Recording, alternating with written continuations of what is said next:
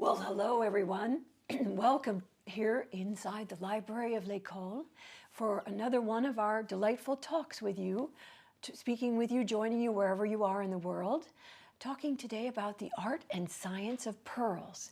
We are with Lætitia Gilles-Guéry, who has her double doctorate in earth sciences and also gemology, and is a specialist in education, in transmitting. Subject of her thesis was even about how to educate about gem color. Imagine that. So with Lætitia today, you know me perhaps too well already. I'm Inez Gay-Eckel. With Lætitia and with our dear Céline Gazlin-Leduc moderating, and also Paul Paradis to moderate, to gather your questions together, we invite you to click on the little globe icon because we have our fabulous team behind us of interpreters, translators, to translate simultaneously into Mandarin, Cantonese, or Japanese. So don't hesitate to benefit from their expertise. Here we go. We're going to look at the art and the science of the fabulous pearl, that gem, which is probably nature's original gem. It's probably the gem that inspired us to even think of gems when we were looking for dinner, our ancestors long ago, and found this beautiful thing that's born and complete in the mollusk. It has inspired the human imagination since there was a human imagination, and we have science to show how far back the earliest pearls were found that were treasured, even buried with people to accompany them to the other life. To start off, we're looking at two pieces of art because that's what we do, we jewelry historians.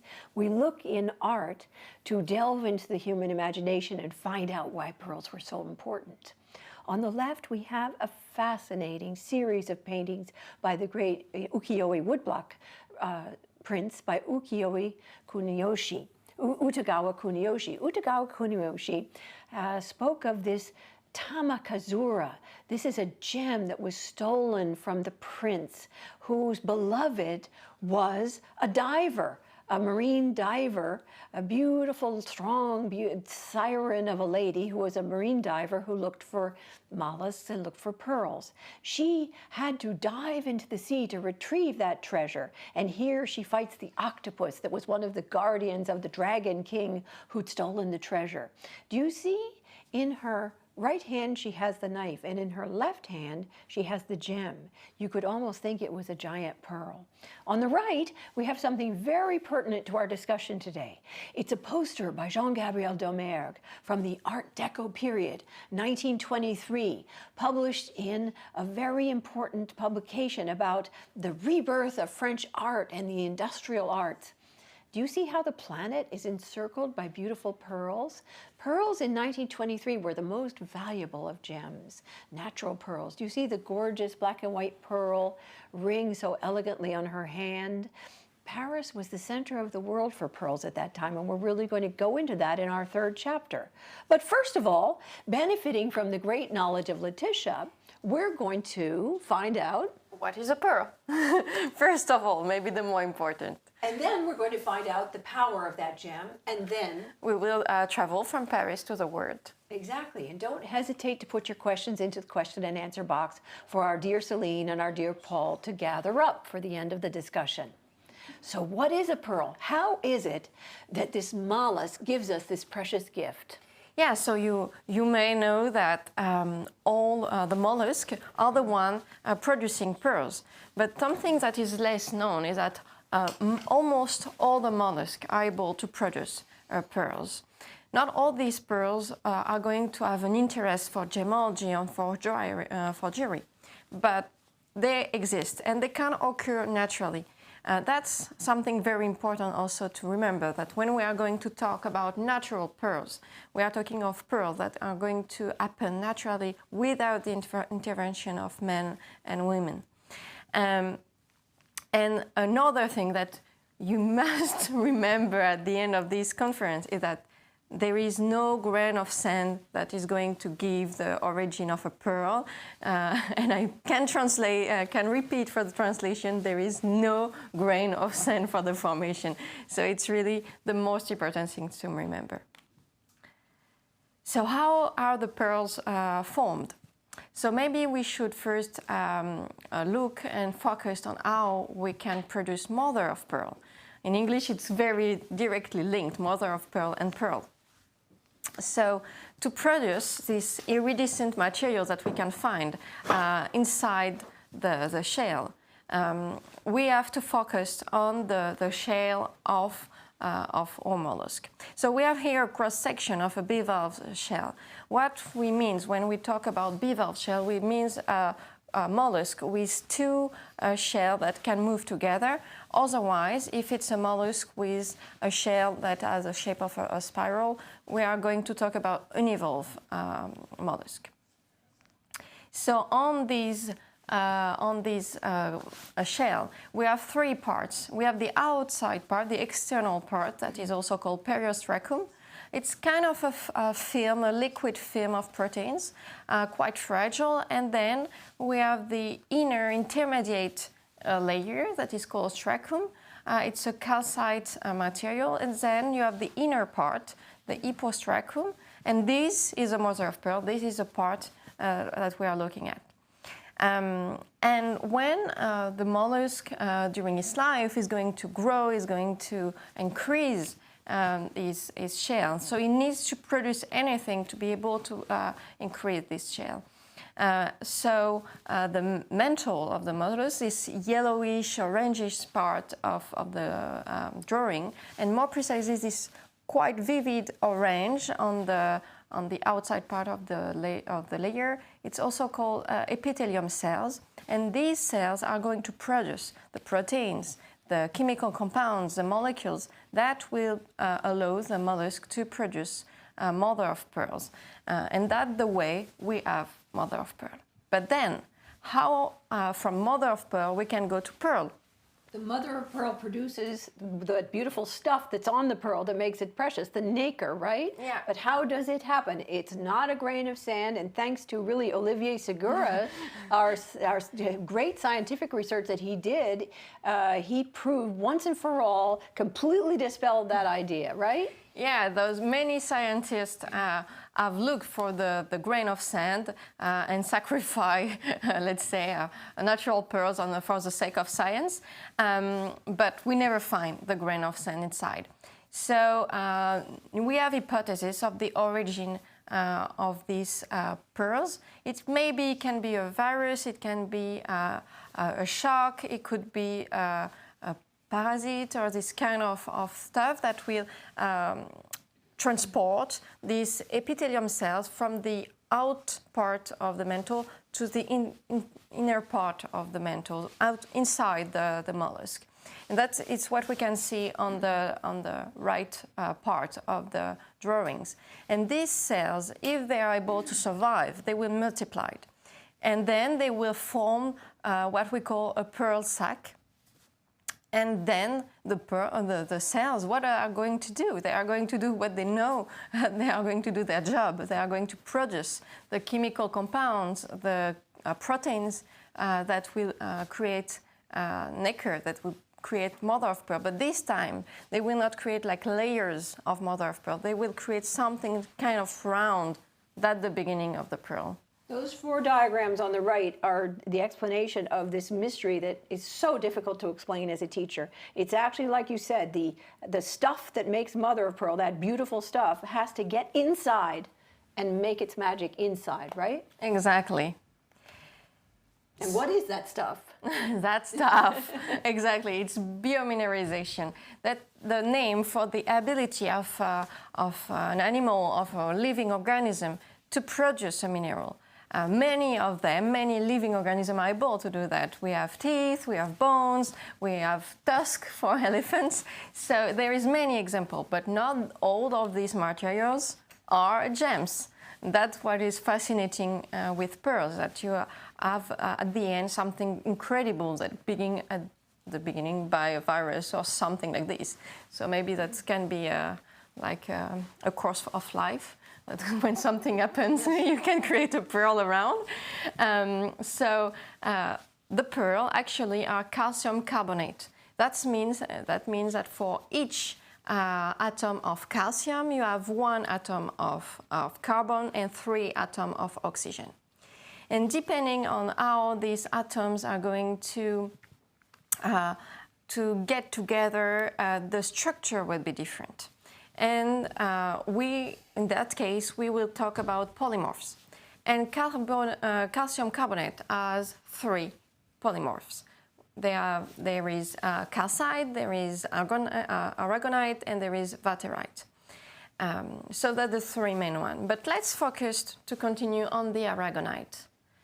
So this mineral can form tablets, like this size that we can see on the picture, so very small. It can be polygonal, it can be hexagonal tablets. And these tablets will create layers, as we can see on this image. It is image that scientists were able to get using scanning electron microprobes, a very powerful tool for research. And maybe you have never had the opportunity to have seen a mother of pearls that close. And then these tablets, they can be in different 3D organization. They can be like brick and mortar structure, so on the left, or they can be like columnar structure. And these structure, they will begin to create layers and layers of materials. And that we can see here, it's a structure like an onion. You have these different layers. And here at L'École, with Olivier, we once sacrificed a pearl for the sake of science. And you can see the different layers of these natural pearls with the structure like an onion. So it's quite incredible to have the opportunity to do that. Yes, it is. And it just makes me think of that book, but if you're going to go further into that, there's a great book coming out on pierres précieuses, precious stones, which has a section on nacre explaining all of that by Olivier Segura and by Professor François Farge from the Museum of Natural History. And that will have that explanation, and it also will be in English very soon. This is in part of the old stories that everyone has always heard. People have heard the onion skin story. Now that it's like an onion, it is in a way like an onion skin, isn't it? This is one of the best way to compare the structure. So now that we know that mother of pearl and nacreous pearl, they are made of aragonite in 2 different kind of possible structure, brick and mortar or column. So what happens if the mollusk do not produce aragonite but produce calcite or produce these material in a different 3D organization? Actually, in that case, we will have porcelainous pearls. And some of these porcelainous pearls will be used in jewelry, in eye jewelry, especially when they have this incredible flame effect that you can see on this conch pearl.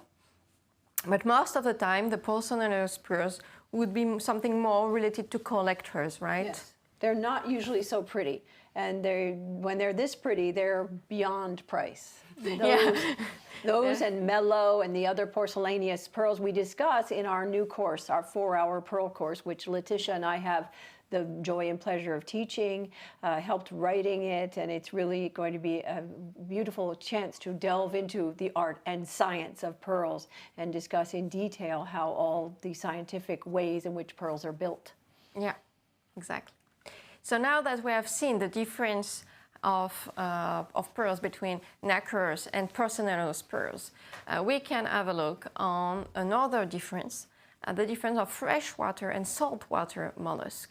So first, the freshwater mollusk and the saltwater one has many species, so we will not talk about all of them actually, but we can talk about 2 of them that are quite important and famous.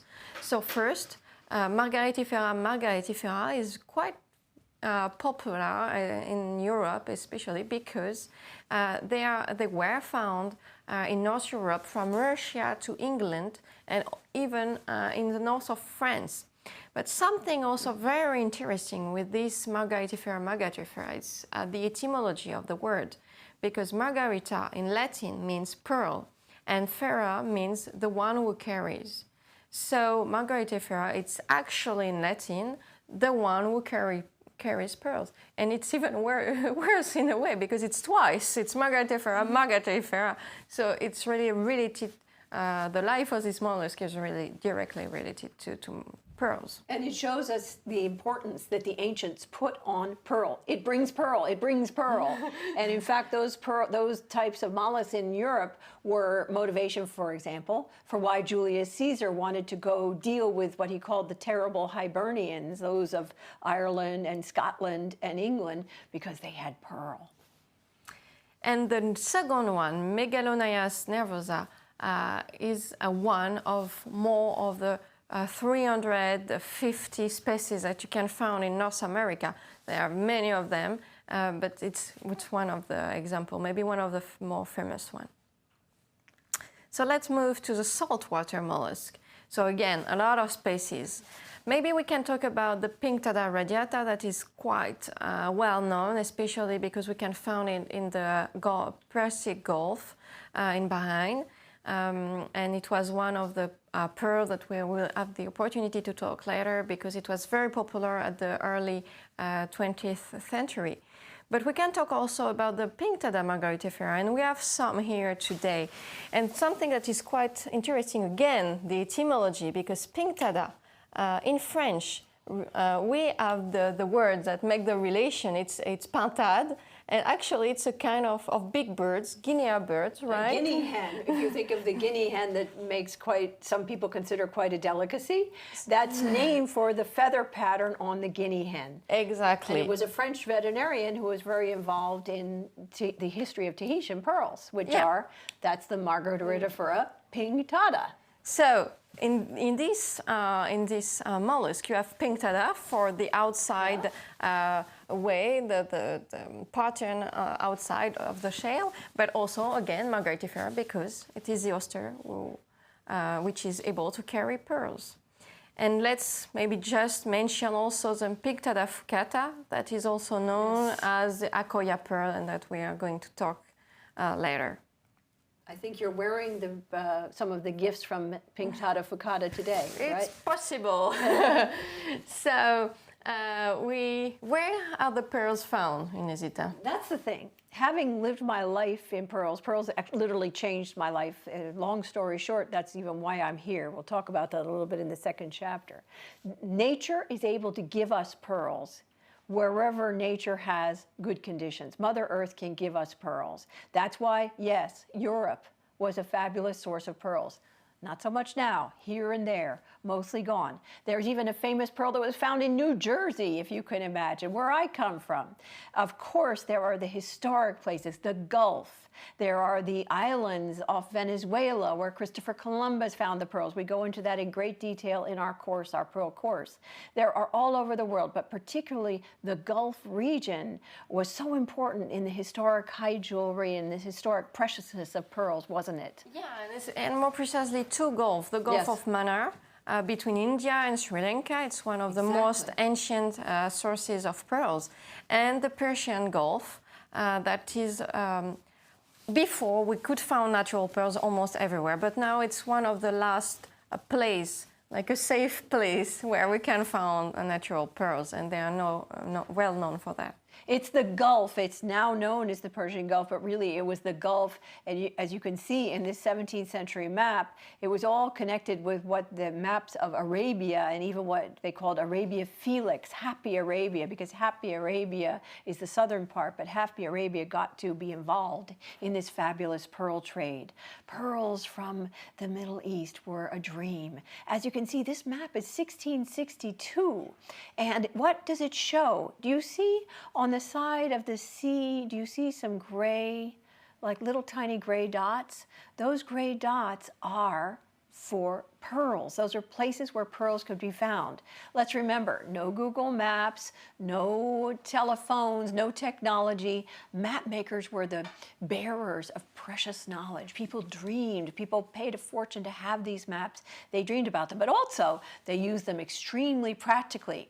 We have some copies that have been given to us by people descended from pearl harvesters in the Gulf region, which were passed down from great-grandfather to grandfather to from within the family of where you could find pearls. Now, why? Why do we care so much about pearls? Why are pearls really arguably the very first gem. Why do pearls change lives and change history? Well, it has a tremendous power to it, the pearl, and Lætitia evoked all of it, really. It triumphs over adversity, and humans had a sense of that, even though they didn't know the science. It triumphs over something that could even be life-threatening to make something beautiful. And of course, it's beautiful. We humans identify to what's beautiful. We also identify with what's useful. If we look, in a way, one of the most important illustrations in this whole talk is the illustration on the left of fish hooks from the Neolithic period, from what we call the Stone Age. It wasn't just stones. They also used shells, and they decorated their bodies with shells, and they found food with shells, and they used food to even catch fish to eat. The fact that that's from the Oman Sultanate in an area that's now a very modern place, but all the way back in time, we have this evidence found in the Kuwaima area.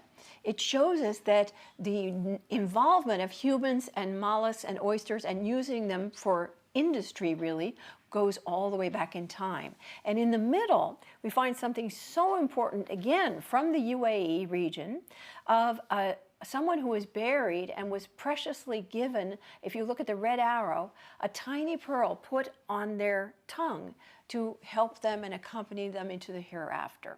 In fact, Lætitia, we know, we talk about it a lot, the archaeologists think, now that they find pearls, like the pearl on the right from al-Kaiwan, again, a Neolithic, very, very old, probably at least 8,000 years old, one of the oldest that are found. The thing is, tomorrow's discovery could be another that's even more old. And that's why we say one of the oldest.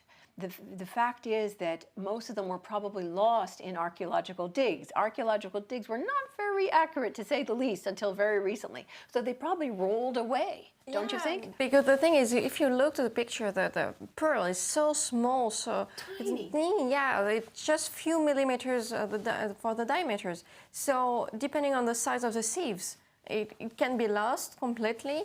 So if you are not looking for, you can completely pass away from that. So that's probably why we are missing most of this information. Which is exactly, people would go through, they cared so much about them, and we can tell from what we do find, for example, thanks to the Egyptian period, thanks to even what we call the Roman or Fayum portraits of the Egyptian period. These are portraits of people who have passed away.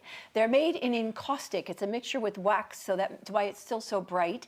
These portraits were actually put on top of the casket, and the person was buried with these portraits. Obviously, they were portraits made while they were alive, while they were vibrant and healthy, but this is the way that their families wanted to remember them. These gorgeous portraits, as you can see, are often full of pearls. We use the art to look through and find the pearls. Look at the pearl earrings that the beautiful lady on the left is wearing. Do you see how they dangle? And if you look at the pearl earring in the middle, which is an actual approximately 2,000-year-old earring with pearls from the Louvre Museum, you see that the ones we find are very similar to the ones we find in the art. Look at her necklace, which we know is alternating pearls and rough emeralds.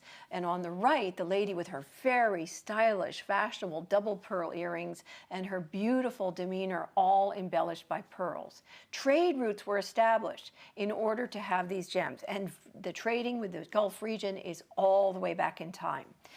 When it comes to the Middle Ages and the Renaissance, if we look at the Jan van Eyck painting on the right, it was writing about Jan van Eyck and his use of pearls while I was at Princeton that actually put my feet on the path that brings me here today. Long story short, that's why I'm here. I became obsessed, fascinated with why the Van Eyck brothers went through so much to depict pearls. They went through so much and they became so famous because of the way they painted, especially the way they painted gems. Now, people might think, looking at that portrait of the Madonna with her beautiful, huge, gorgeous crown with huge pearls, huge rubies, huge sapphires, that maybe it's a confection. Maybe Jan van Eyck imagined it. Well, he didn't, and there's some evidence right in the middle that shows that he did not at all imagine it, because that's Princess Blanche's crown, which is still in the Residence Museum in Munich, which everyone must plan to go and see. One of the triumphs of Gothic art. There were many crowns like that, indubitably, which were lost, melted, lost. That one was saved by a peculiar chain of history. Richard II inventoried everything. He was compulsive. He loved beautiful things. He was a patron of the arts. 1399, he made his inventory. And this is probably the crown that his wife had brought from Bohemia. He's killed by the future Henry IV, who becomes King Henry IV. King Henry IV marries his daughter off to Louis of Bavaria, sends the daughter with the crown. So, between when she leaves in 1402 and 1399, we know this crown is earlier than that. And the Bavarians kept it. It's still there, so you can see it. It's a perfect chain of history. That's a real jewel that's as tall as it is round. It's like the Sainte-Chapelle of jewelry, the perfect piece of Gothic art. And what's the star? The pearls. On the left, the Byzantine bracelets, which you can see in the Met, they date back to 500 to 700 AD, with a gorgeous interior pattern of opus interrazile. But what we care about here for today is the pearls as the star, with the sapphires, with the red stones. All about pearls. They are everything. They are the purity of religion and the Virgin Mary. They are glamour. They are beauty. They are power. They are wealth.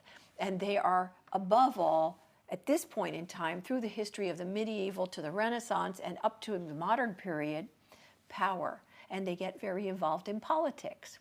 We had a lot of questions last night asking us, well, what's the connection between pearls and high jewelry, and where were the pearls coming from? The painting on the left of Elizabeth I is particularly amusing and instructive regarding all of that. We have Elizabeth I, who's really the first woman modern leader, and creates really the first modern European state. And what is literally her armor? Pearls everywhere. We see it all over her head, gorgeous big pearls, all over her dress, sewn onto the garments, ropes and ropes and ropes of them at her waist, around her neck, going down her dress. She has her hand on the globe, on Earth. She's making it very clear, her power. This is a complete political statement. The pearls are purity. She needs to be the virgin queen, but strength and wealth. She wants pearls. She needs pearls. Let's hold that thought. The crown is off to the right, because you only wear the crown when you're crowned at your coronation. We all just watched the coronation. The crown is off to the right. Behind it, right behind the crown, is the now defunct Spanish Armada. She basically sank the Spanish Armada with her military power. What else did she do to get pearls? She gave letters, privateer letters, to nobles who went off on their ships to attack the Spanish ships to get pearls and other gems.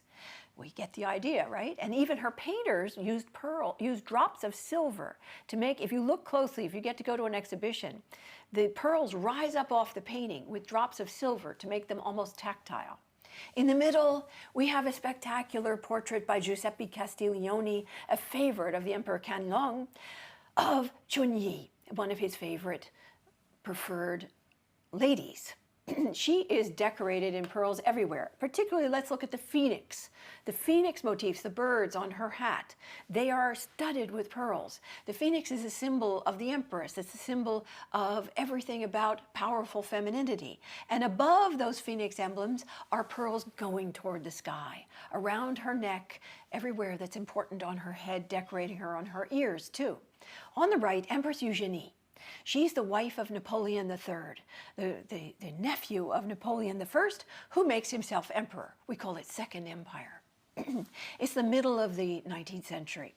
Eugenie adored Marie Antoinette, so she went and asked for a new diadem, which you can see in the Louvre, in the Galerie d'Apollon.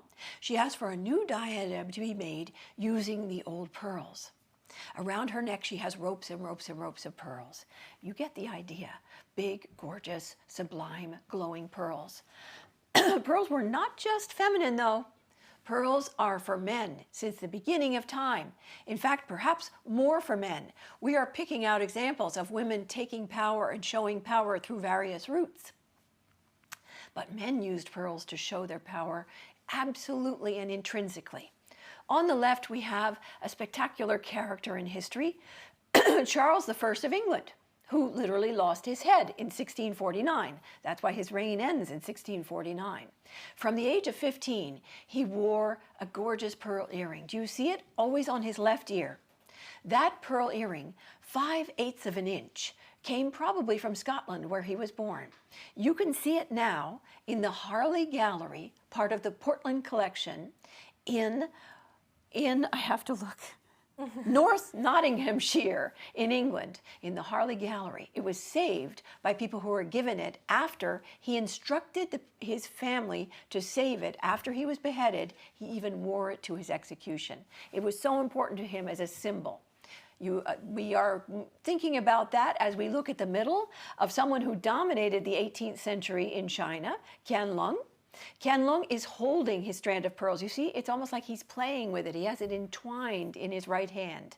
His gorgeous, big, huge strand of pearls with the heavenly pearls on the top of his crown, reaching toward heaven, symbols probably from Mongolia. So probably pearls, this is the Manchu dynasty, so it's probably pearls from Mongolia, but we can't be sure.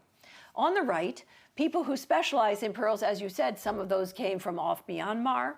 People who specialized in pearls and collected them for hundreds of years were the Indian princes.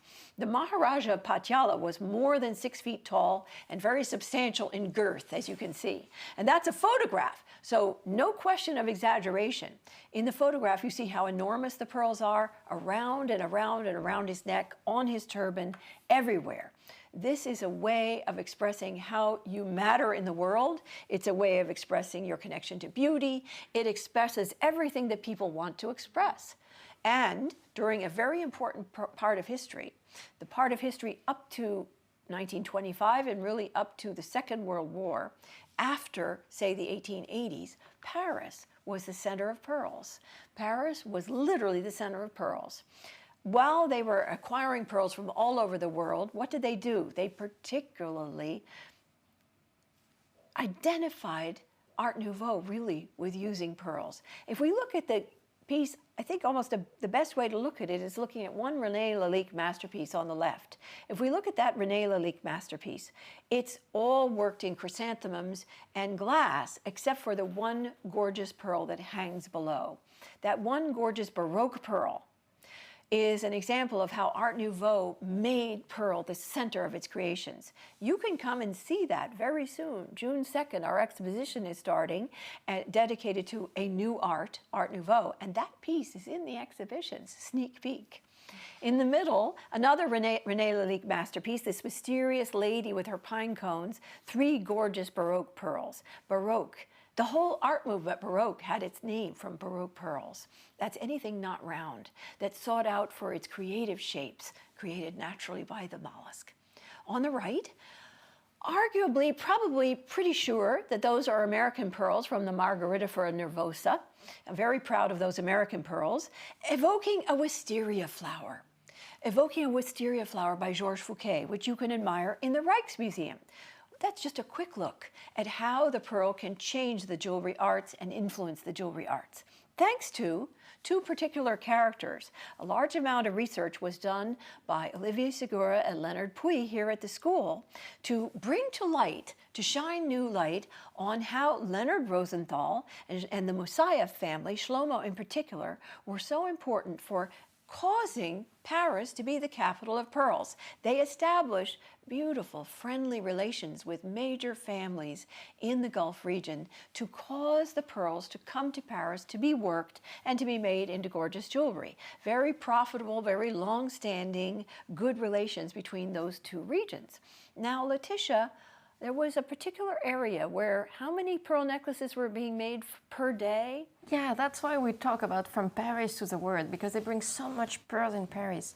And there is a street in Paris, La Rue de Lafayette, where they were from number 0 to number 100, there were 300 wholesalers of pearls. So a huge amount, a huge stock of pearls were in Paris, because each day they were producing around 100 necklaces of pearls. So you can imagine the amount of pearl that you need to be able to find matching pearls to make all these jewels. I literally have done that myself, trying to put strands together, and it can be years. The Matar family in our Pearl course, there's an interview with them where they say it was 14 years to create one strand. One strand of natural pearls, exceptional natural Which is pearls. what they were doing. They were all doing, it was all natural pearls. There's no culture of pearl at yet. that time. And yeah. it's putting together natural pearls, which means they needed buckets and buckets, and we have to know these were priceless. Remember, the whole Cartier building was bought with one pearl necklace. So at this time, and even the GIA was founded after the LFG to grade pearls. Yeah. Pearls were the most precious of gems. Jacques Cartier understood that, and he was one of the pioneers, along with the Moussaïefs, along with the Rosenthals. Cartier decided to travel directly to India and then directly to Bahrain, and to make friends with people like we see in the picture, the Canoes, the Matars, the Al-Tukairs, and the Al-Ibrahim family, and make business arrangements with them to bring these beautiful gems back to Paris, to create this avenue of understanding and communication between the two cultures. On the left, we see Jacques Cartier. He must have been very hot in that outfit, all dressed up with a three-piece suit, holding one gorgeous pearl, and invisibly in the picture, stunned by the beauty of it. We thought we would show you a very old picture, deliberately a very old picture, of the kind of craftsmanship and what's involved in making those pearl necklaces. Thanks to the pearls coming to Paris, thanks to all these, there were probably at least 300 stringers doing this every day, usually women, going through with great expertise, going through buckets and buckets of pearls to match together these precious pearl necklaces. Yeah, to match the quality, to match the size, to match the color, to make all the string. And also on the picture on the right, sometimes you can peel the pearls to take off this very thin layer, almost like a skin of the pearl, to take it off this part that could have been damaged. And in French, as I told you, we have this weird expression like enfiler des perles, make shredding pearls. That can mean that it's not we are not kind of playing, it's not a real serious job, but actually it's a very serious job what we're doing. If you come and take the course and we give you a chance to try to match up pearls, if you ever try to, or if you go further and try to make a strand, you'll know it's anything but, it's the antithesis, it's the opposite. It's meticulous, it's painstaking, it's challenging. And we thought to show you 3 examples from that period, from the 1910s, known as the Belle Époque, of types of pearl necklaces that were being made, of pearl jewels. On the left, a sentimental attachment to this in the alchemist canoe collection. So from the families that were so important in this history, a necklace that's done in the traditional way. The pearls were treasured. Reminds me of the way you're wearing yours with your scarf. Fabric and pearl connected, with the pearls connected to a fabric to treasure them.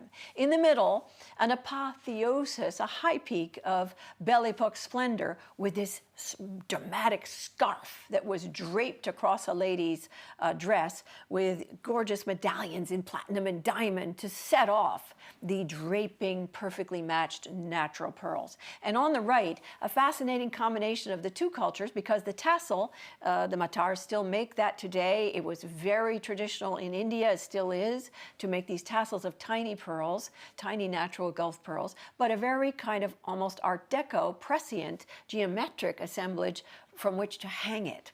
So those are 3 tiny glimpses into the abundance of beautiful art that was created with natural pearl during the Belle Époque. World War I cuts that off, and after World War I, there's a rebound in the form of Art Deco, what we now know as Art Deco. In 1925, that was sort of the fulcrum of that marvelous movement, the Exposition Internationale des Arts Décoratifs et Industriels Modernes. I say it in French, so hear the words: industrial, modern, decorative arts. This is a moment when all the arts come together. There are hundreds of acres of exhibition space in rays out from the Champ de Mars. And in the middle of that, there's the Diamond Pavilion, there's the Jewel Pavilion, and there are jewels like this Van Cleef & Arpels vanity case, created with almost embroidering together hundreds of beautiful natural pearls that had to be sorted by those same people and had to be produced by these people, bringing them back from the Gulf. Meanwhile, you may be thinking, what about Japan? What about cultured pearls? What about the pincata fucata? Well, we have two great a hokusai and a kunisada woodblock prints, ukiyo-e, the floating world, to show us this mysterious culture of imagination and legend that swirled around these incredibly athletic divers who dove notably for abalone, for the shell, and sometimes finding the pearls. This tradition of diving for shell is very involved with what will then lead to the cultured pearl creation in Japan. Just to have a moment to look at how hypnotizing and how incredibly athletic and powerful these ladies were, and how they caused people to think about pearls. But who actually invented pearl culturing? We think Japan, but we actually need to go back to Sweden, and we need to go to a person. Travel in time. That's Carl von Linnaeus. He's still there in French. It's Linnaeus in English. He is a person, the Linnaean system you scientists use. Yes. And it seems like in the Linnaean Society in England, we can actually find that. If you circle back around to Linnaeus, you also find something about pearl culture. Yes, because in 1732 he traveled to Lapland and he met a fisherman and he discovered how the pearls were how the pearls were found. When yes, thank you. They were looking for their dinner in the Alps, and they found pearls. And he looked at those pearls and he said, "My gosh, I need to culture those." Yes. And he figured how out can a we way. help the nature? And he had the first idea to put a small granulate inside the mollusk. But what happened? It's what we can see on the pictures. The granulates were stuck on the shell, so you cannot keep back the pearl, and you didn't have something looking like a pearl with mother of pearl all around. So he had a second idea. The idea was to hold the granulate away from the shell using a silver wire, and it works. So he could make a patent, ask for a patent in 1762, if I'm right, and this patent has been bought, but the buyer never used it. That's kind of weird. It slept all those years, and finally it slept in the collection of the King of Sweden. Yeah. And then now it's with the Linnaean Society. So after all that sleeping for all those years, it's a story of dormant, and then it's a story of someone who talked too much. William Saville Kent, also being in the north coast of Australia and being mostly involved with shell, because shell, people made fortunes overnight with mother of pearl for buttons. And they were looking for that for buttons, but then they found pearls. And then he said, he began to talk a little about how we could culture pearls. And that's more probably why two gentlemen, Mr. Mise and Mr. Nishikawa, were able to ask for a patent with only a few days between, and they didn't know each other. That's the weirdest part of the story. But they were able to make an agreement, a compromise, and they asked for the patent Mise and Nishikawa that we all know when we talk about culture pearls. And then we have Mikimoto that bring it to the light. And their connection was they both were involved. They had family members, or they went themselves to North Australia, and they were involved in the shellfishing business. And then there was Germain Bouchon-Brandelli, who was extremely important too. Yeah, it's a French biologist. He were working in French Polynesia, and his work was to study the life condition of pearls and mollusks in the Polynesia area, and probably he also developed the pearl culturing according to the literature. So we have four mysterious characters, more and less, and two great scientists who lead us toward. I love this poster of Mikimoto from really 1906, 1907, because 3 years earlier he had succeeded in making a freed spherical pearl. And it looks like your diagram, like the onion skin diagram. Kind of. Yes. On the left, so the scientific aspect, he was a genius with all of this. And on the left, the artistic aspect, he exhibited at the 1925 exhibition showing gorgeous Art Deco jewelry. And on the right, the humans looking at the pearl and dreaming. He was years and years and years of hard work, and he succeeded in creating a free pearl from the shell. Yeah, and we have some of the Akoya pearls that we can show here, and you see again that there is different size, different color, different quality, but that are the Akoya as we can know them. These are actually, all of these, even the ones that are less good quality, are far better quality than most of what you would have been able to develop in the very beginning. Probably. Yes. And it took forever for him to keep, he was very, very demanding and never gave up to arrive at what you see on the right, which is from the Mikimoto site, and you see the gorgeous mirror quality of the pearls. An example is a spectacular publicity event actually burning pearls that were sub-quality in 1932. So, we understand that we've arrived at gorgeous pearls, but let's feast our eyes for a second on natural pearls as they still arrive in modern jewelry to this moment. Nobody's more modern than Jar. There he creates that kind of chandelier of golden colored natural pearls. On the left, Viren Bhagat, who understands how to marry the Indian tradition of natural pearl with dark mixed colors, natural pearls with a diamond. In the middle, this long tassel that makes us think of all the enchantment of pearl with the Medici collection of Malario. And on the right, some Cartier ear clips that are current, and yet with the platinum, with the gray natural pearls, and with the giant pear-shaped exquisite pearls, you would think that could be all the way back to Belle Epoque. The fact is that pearls are timeless for women and for men. We have a juxtaposition here of Princess Grace of Monaco's wedding set when she went from Grace Kelly, the Academy Award-winning goddess of the screen, to the ultimate princess, evocation of being a princess of Grace of Monaco, her wedding set from Van Cleef & Arpels with Akoya pearls. Mm-hmm. Think or look on the internet and see the dreamy, beautiful, angelic way she wore those pearls. Look at the Maharaja of Andorra. Recently at the Museum of Decorative Arts, his collection, the thoroughly modern Maharaja, a man who was a visionary, who married the most modern of Art Deco with the most traditional of arts. For his choice, for his great portrait by Boutet de Monvel, he has rows and rows of enormous natural pearls with big, gorgeous diamonds. Think of, and let's think with some word pictures here, of a phenomenon called Jocktober. Take a look on the internet. Jock Pedersen, J-O-C-P-E-D-E-R-S-E-N. He chose to wear a flamboyant pearl necklace, 24 inches, with 14-millimeter pearls in the October World Series for the Atlanta Braves. And he unleashed a tsunami of requests by men for pearls. Today, we can go into the metro or the tube in England or the subway in New York, and we find loads of men wearing their pearls.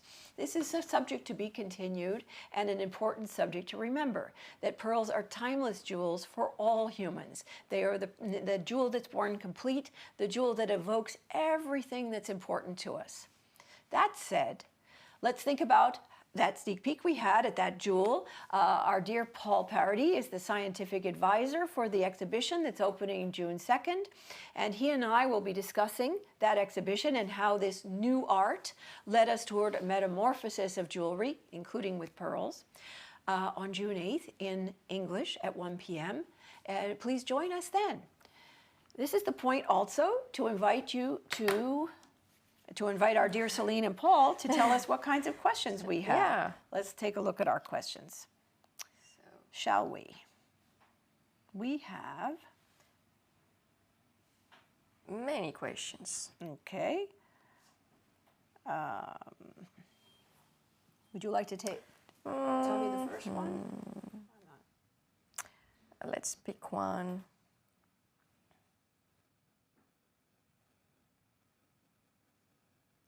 Keshis are considered natural culture pearl. There's an easy one. Let's take a low-hanging fruit. The keshi, in a way, the keshi is a special gift given to us by the mollusk when the mollusk is doing us the favor of making a cultured pearl. The mollusk doesn't have to do that.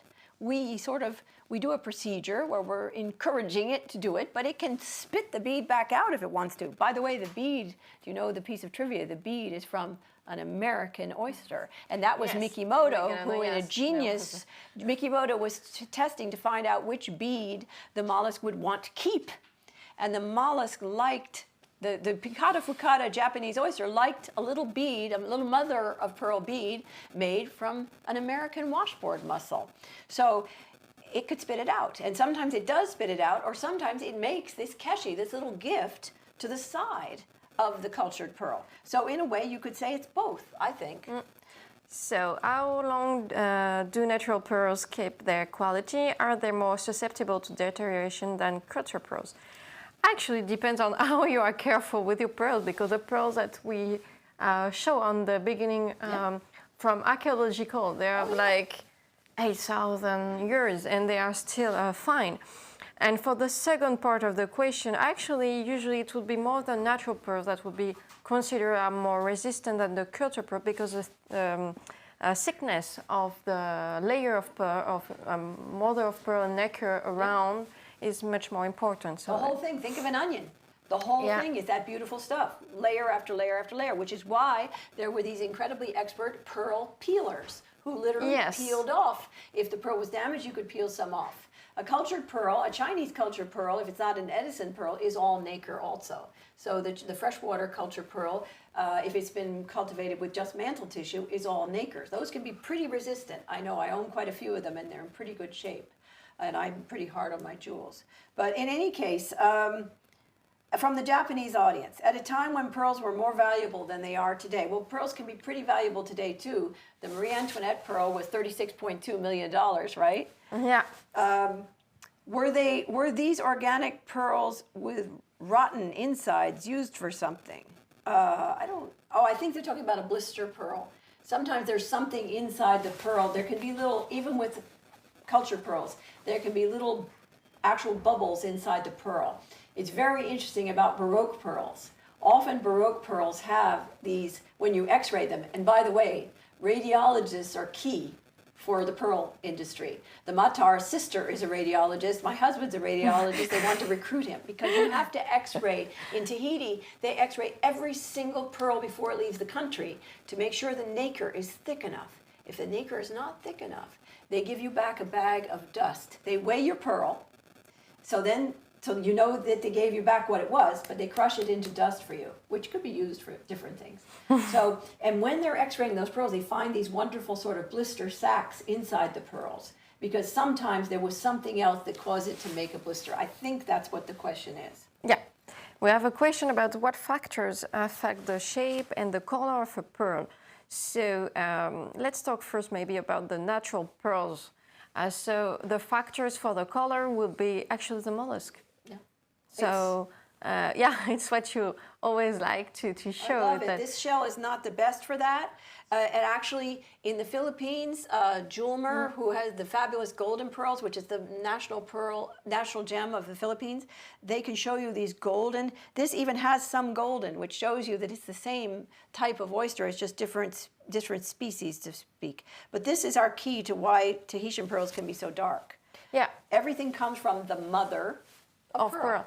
So that's for the natural one, but for the cultured pearl, it's quite the same, but it's also possible to do xenotransplantation. So you take the cells, the epithelium cell that will give the colors and everything, and you put it in another mollusk, because the other mollusk will accept bigger beads. So it will allow to have a bigger pearl at the end. So still, it is a mollusk that will give the color.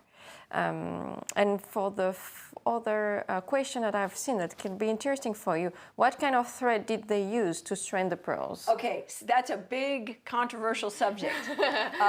Silk is still used adamantly by most people, silk, because silk is resilient and it's also got a quality of the way it falls.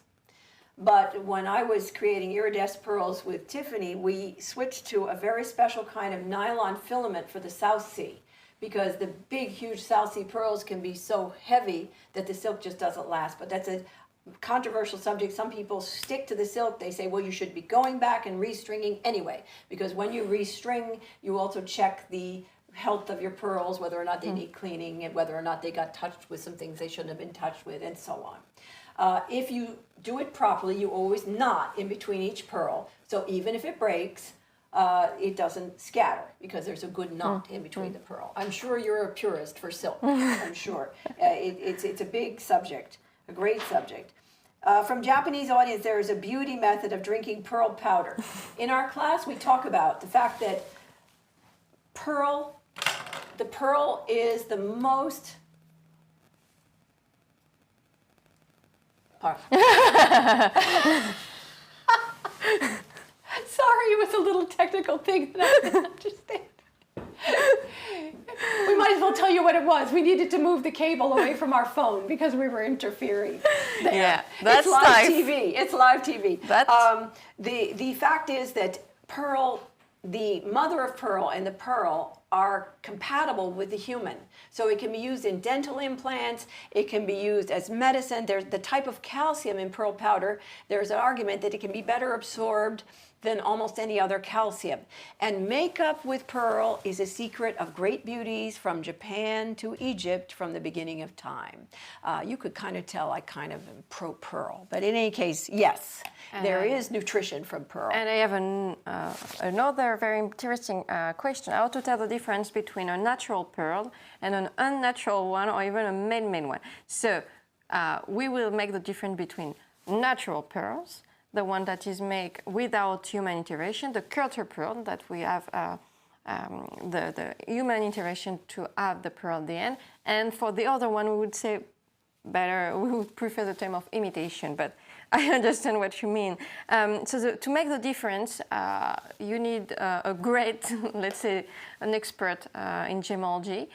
It's possible for an expert to have an idea of what he handles by looking to the diameter of the hole, to look inside this hole, also to look to the pearl on the surface, to look it with transmitted light. But at the end, what you need is what you were saying. We need radiography, and sometimes it's not even enough. So in that case, we use tomography to make the radiography with a full 3D modelization.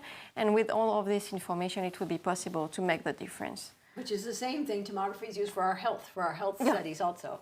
My husband's an expert in it. Still medical. Yeah. So someone wanted to know about Burma and the South Sea. The South Sea is the Pinctada maxima, and it can be Burma, it can be Palawan, it's the Sulawesi Sea. Vietnam is now producing some beautiful ones. Burma produces some exquisite, creamy, and gorgeous, high luster South Sea pearls. Everywhere, of course, Australia, the Paspaley family has brought South Sea pearls to an incredible summit off Darwin, the exact same place where our friend William Saville Kent and Nishikawa and Mise were exploring for shell. There is all kinds of potential for exquisite pearls coming from the Pinctada maxima. The ones that the Paspaleys have, they have way, way, way deep under the sea. And I have some of these in America. The shells can be like this, called dinner plate oysters. And the Pinctada fucata that makes the Akoya is just a little tiny thing. So all these pearl-producing mollusks can make beautiful pearls for us. You're absolutely right. Burma can be very important. Another question, can the color of pearls be enhanced by treatment? Actually, yes. Different technique. One of the more common techniques is that the surface, the material of the pearl is quite porous. So they are able to absorb like a kind of paint, let's say, and it will modify the color. But also, on the contrary, to bleach. Yeah. You can bleach black pearls to make it looking slightly different, or irradiated. I have to tell you, the first time I went to the Chinese Akoya farms, I went to these beautiful farms for Chinese Akoya, which were the Japanese scientists came over and helped them to grow them.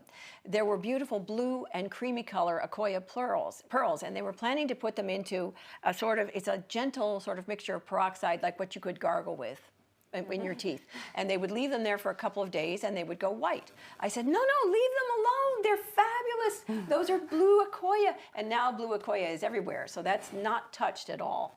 Natural blue color. This is a question for you.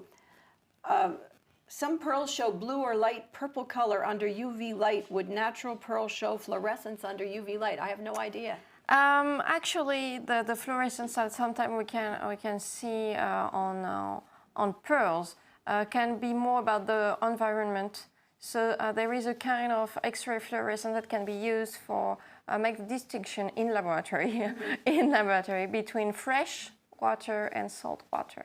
So fluorescence can be part. Something important to know that in chemistry, the molecules that will most of the time show fluorescence, they are not all the one, but most of the time, are the organic